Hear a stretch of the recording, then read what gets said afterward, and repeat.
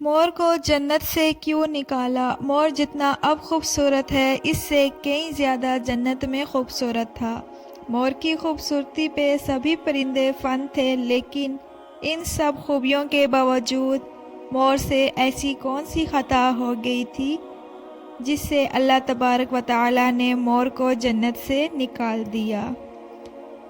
بسم اللہ الرحمن الرحیم۔ السلام علیکم ورحمۃ اللہ وبرکاتہ۔ اللہ تبارک و تعالی نے جب حضرت آدم علیہ السلام اور اماں حوا کو پیدا فرمایا، اس کے بعد ان کو جنت میں بھیج دیا۔ وہ دونوں جنت میں بہت ہی پرسکون رہتے تھے، بہت ہی لذیذ میوے پھل کھایا کرتے تھے، لیکن ایک اناج جس کو کھانے سے اللہ پاک نے انہیں منع فرمایا، وہ اناج گندم تھا۔ چنانچہ شیطان حضرت آدم علیہ السلام کی وجہ سے ہی جنت سے نکالا جا چکا تھا۔ اسی وجہ سے شیطان کی حضرت آدم علیہ السلام سے دشمنی ہو گئی تھی۔ شیطان یہ چاہتا تھا کہ وہ کسی بھی طرح حضرت آدم علیہ السلام کو جنت سے نکال دیں اور ساتھ میں اماں حوا کو بھی جنت سے نکال دیں۔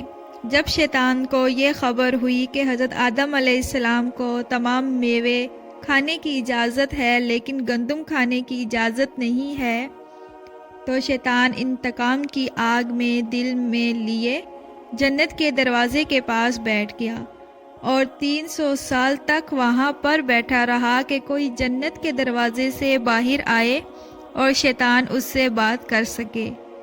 ایک دن اچانک سے مور جنت سے باہر آ گیا۔ شیطان اس کو دیکھتے ہی بہت خوش ہو گیا۔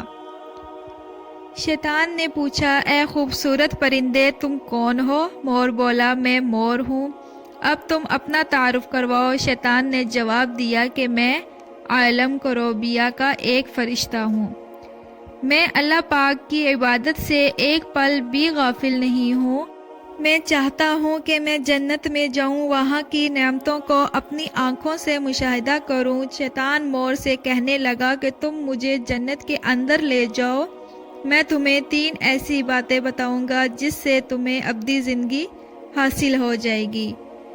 تمہیں بڑھاپا اور بیماری نہیں آئے گی، تم ہمیشہ جنت میں ہی رہو گے۔ شیطان کی یہ باتیں سن کر لالچ میں آ کر مور نے کہا کہ مجھ میں تو اتنی طاقت نہیں ہے کہ میں تمہیں جنت کے اندر لے جاؤں، لیکن ایک سانپ میرا دوست ہے جو شاید تمہاری مدد کر سکے۔ یہ کہہ کر مور سانپ کے پاس آیا، اس کو ساری بات بتائی۔ سانپ بھی شیطان کی باتوں سے بہت خوش ہو گیا، پھر شیطان کو اپنے منہ میں چھپا کے جنت میں داخل ہو گیا اور یوں شیطان اپنی چال میں کامیاب ہو گیا۔ جنت کے تمام نگہبانوں کو یہ معلوم تھا کہ شیطان یہ چال چل رہا ہے اور جنت میں داخل ہو چکا ہے۔ فرشتے شیطان کو جنت سے نکالنے لگے، تب ہی اللہ پاک کا حکم ہوا کہ اس کو ابھی تک جنت میں ہی رہنے دیا جائے۔ وہ فرشتے اللہ تبارک و تعالی کے حکم سے رک گئے۔ شاید یہ حضرت آدم علیہ السلام کا امتحان تھا۔ شیطان حضرت آدم علیہ السلام کے پاس اور اماں حوا کے پاس جا کر اپنی محبت کا اظہار کرنے لگا۔ وہ دونوں ہی شیطان کو پہچان نہ سکے، کیونکہ ماضی کے مقابلے میں شیطان کی شکل تبدیل ہو چکی تھی۔ شیطان کہنے لگا کہ میں چاہتا ہوں کہ آپ دونوں ہمیشہ جنت میں اسی طرح زندگی گزاریں، ہمیشہ خوش رہیں۔ حضرت آدم علیہ السلام اس کی بات بہت غور سے سننے لگے۔ شیطان نے کہا، اگر آپ میری بات مان جائیں تو آپ کو جنت کی اور بھی تمام سہولتیں ملیں گی۔ حضرت آدم علیہ السلام شیطان کے بہکاوے میں آ کر کہنے لگے کہ یہ کس طرح ممکن ہے؟ شیطان کہنے لگا، ایک گندم کا دانہ اگر آپ دونوں چگ لیں تو آپ کو ابدی حیات حاصل ہو جائے گی اور آپ جنت میں ہی رہیں گے۔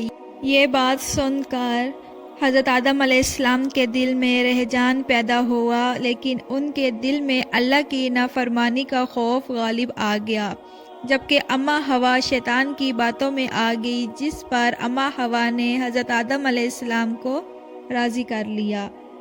پھر اس کے بعد ان دونوں نے اس گندم کے دانے کو چگ لیا۔ جیسے ہی گندم کا دانہ اس کے اندر گیا تو دونوں کے ستر واضح ہو گئے، جس کے بعد دونوں اپنے اپنے ستر چھپانے لگے اور خوف خدا سے کانپنے لگے۔ اسی دوران اللہ تبارک و تعالی نے فرشتوں کو یہ حکم دیا کہ حضرت آدم علیہ السلام اور اماں حوا دونوں کو زمین پر اتار دو۔